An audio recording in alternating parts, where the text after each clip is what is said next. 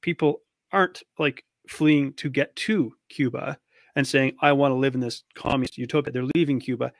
What sort of flaws does that highlight in sort of in their model there that you wouldn't want to replicate in what you're trying to describe over here in North America? Well, I think there's a couple things that you need to look at. I've heard this my whole life too about Of course, people yeah. fleeing on rafts, etc.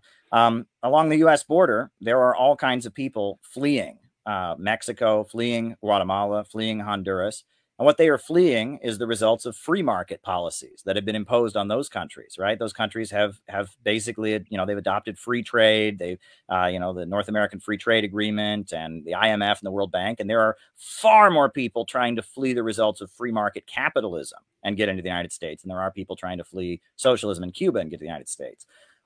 The other thing that's worth pointing out when you talk about Cuba is that one of the main group of people who defect in Cuba are people with medical degrees. Because if you go to medical school in Cuba, it's free, right? You go to medical school in the United States, you go to college, you're going to have student debt for the rest of your life. But, Right. in the United States, in Cuba, you get that free medical care or that free medical degree. You get there at university. And you might not get paid as much as a doctor in the United States gets. So they get that free medical degree, and then they flee to the United States, and they go around and tell everyone how awful communism is, and they get to make the money that an American doctor would make without having to put up and go through the American system to get to medical school. And so it's a way to kind of utilize the benefits of the socialist system in an atmosphere where you can make more money.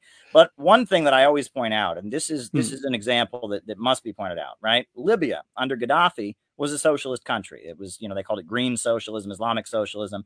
And when Gaddafi was the leader of Libya, Africans from all over the continent were trying to get into Libya to get some of the jobs from the prosperous oil wealth. They had the highest life expectancy on the African continent. And Gaddafi had a policy that he would give any African employment if they came to Libya.